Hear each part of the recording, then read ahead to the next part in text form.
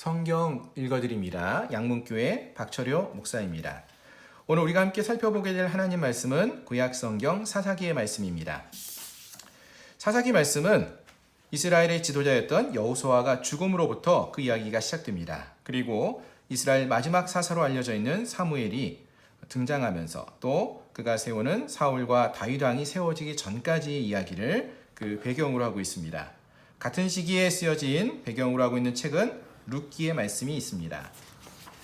좀 더 자세히 성경 구절을 통해서 생각을 해보면은 여호수아가 사는 날 동안 그리고 여호수아 뒤에 생존한 장로들이 살아있는 동안 그들은 여호와를 섬겼다라고 했습니다. 하지만 여호수아가 죽은 이후에 또 그 세대들 사람들도 장로들이나 그러한 사람들도 다 조상들에게로 돌아갔고 죽은 그 이후에 일어난 다른 세대는 여호와를 알지 못했다라고 했습니다. 그래서 하나님을 버리고 바알을 섬기고 우상들을 따르는 그러한 죄를 범함으로써 여호와를 진노하게 하셨다라고 했습니다. 사사기의 말씀은 이 그림을 통하여서 우리가 요약해보고 정리해 볼 수가 있겠는데요. 이 그림 속의 한 사람은 어떠한 다람쥐가 쳇바퀴를 도는 것처럼 반복적인 삶을 살고 있는 모습을 보게 됩니다.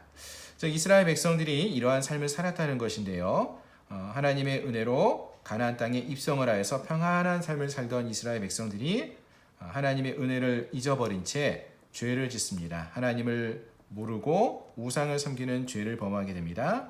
그러면 하나님께서 이들에게 그것이 잘못되었음을 알려주면서 다른 이방 족속들의 공격을 받게 하심으로 징계하십니다. 그럼 이러한 고난을 경험하면서 이스라엘 백성들이 죄를 뉘우치고 회개하게 되어집니다.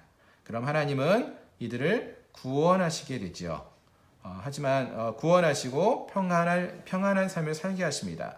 그러나 곧 얼마 지나지 않아서 또 이스라엘 백성들은 동일한 범죄를 저지르고 또 징계를 받고 회개하고 구원받고 평안한 삶을 살다가 또 범죄하는 이러한 반복적인 삶이 사사기 안에서는 7번이나 반복되어 나타나고 있습니다. 그래서 이것을 7번의 악순환이다 이렇게 말해 볼 수가 있습니다.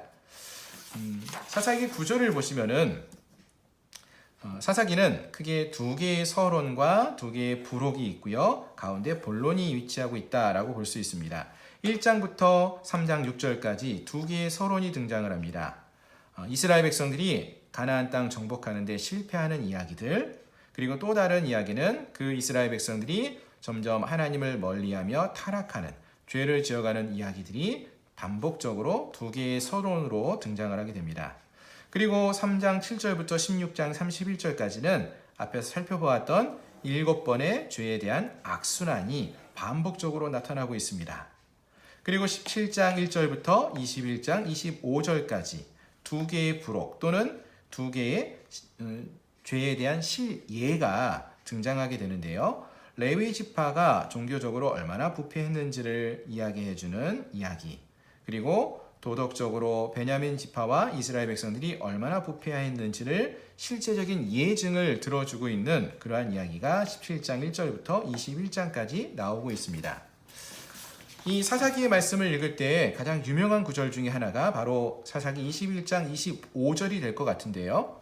그때 이스라엘에 왕이 없으므로 사람들이 각기 자기의 소견에 옳은 대로 행하였더라.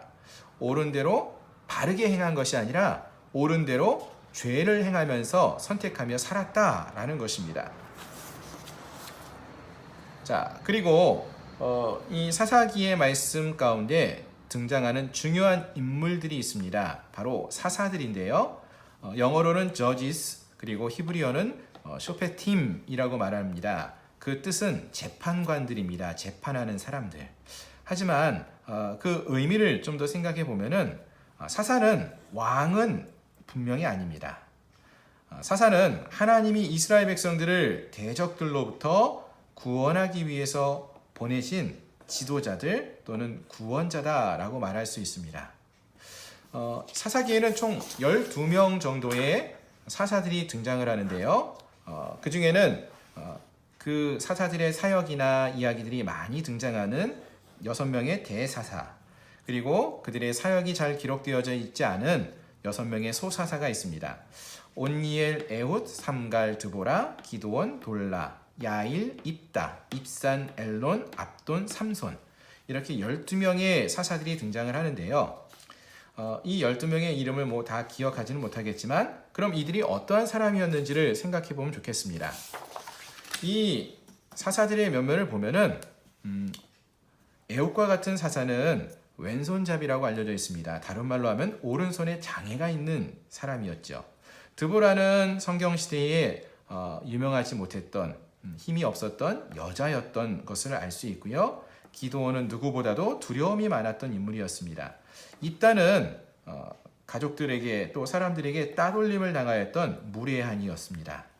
삼손은 잘 아시는 것처럼 여자에 쉽게 빠지는 약점을 가진 인물이기도 했습니다. 그런데 하나님은 이러한 자들을, 오히려 연약하고 부족한 자들을 들어서 이스라엘의 사사 구원자로 선택하여 사용하셨습니다. 즉 하나님은 누구라도 우리와 같이 연약한 자들이라 할지라도 사용하시는 그러한 하나님이라는 것을 우리가 이 사사들을 통하여서 확인해 볼 수 있습니다. 자, 그리고 이들 사사들이 사역을 했던 그 땅들, 지역들을 보시면은 지도가 조금 작아서 다 보이지 않겠지만 대략적으로 보아도요. 온니엘, 에훗, 삼갈, 드보라, 기드온, 그리고 뭐 입다, 삼손, 이스라엘 전 지역에 골고루 이 사사들이 등장하고 있음을 알 수 있습니다. 이를 통하여서 우리가 알 수 있는 것이 사사기는 어떠한 시대적인 연대순으로 기록된 책은 아니라는 것입니다. 오히려 이스라엘 온 땅 가운데 죄가 광범위하게 드러나고 있었다라는 것을 보여주기 위해서 지리적으로 그 땅의 흐름을 따라서 소개하고 있는 책이다라는 것입니다. 그래서 남부 지역, 북부 지역, 중앙 지역, 동부 지역, 서부 지역 등으로 온 땅에 하나님을 멀리하는, 우상을 섬기게 되는 그런 죄가 가득하게 되었다라는 것입니다. 특별히 여호수아 이후에 겨우 한 세대가 지났을 뿐인데 이스라엘 백성들은 제사장 나라로서의 거룩한 백성들로서의 정체성을 잃어버린 채 하나님을 바로 섬기지 못하고 하나님을 버린 채 우상을 섬기는 죄를 지었다는 것을 알 수 있습니다. 결국 우리가 이 사사기를 공부하면서 사사기가 왜 우리에게 주어졌는가를 생각해 본다면은 아까 읽었던 사사기 21장 25절 말씀을 기억하시면서 내 속에는 옳은 도로 행하는 그러한 자들이 아니라 이제는 우리의 삶의 진정한 왕은 오직 하나님뿐이심을 기억하며 살라는 것입니다. 또 우리의 삶의 진정한 구원자는, 사사는 오직 하나님밖에 없음을 우리가 기억할 수 있으면 좋겠습니다. 또 하나님이 미련하고 약하고 천한, 또 멸시받는 우리를 부르시어서 하나님 손에 들려 사용되어지는 도구로 쓰임받게 하심을 감사하며 살아갈 수 있는 그러한 우리 모두가 될 수 있기를 소망합니다. 정리하겠습니다. 사사기는 한마디로 악순환을 보여주고 있는 책이었습니다. 1장부터 16장까지는 악순환의 고리, 17장부터 21장에서는 악순환의 신뢰. 죄는 언제나 고통으로 이끌지만 회개는 언제나 우리를 구원으로 이끄는 그러한 은혜가 있습니다. 이 한 주간 동안에도 하나님의 은혜를 기억하며 하나님 앞에서 거룩하고 정직한 믿음의 삶을 살아가는 저희 모두가 되기를 소망합니다. 감사합니다.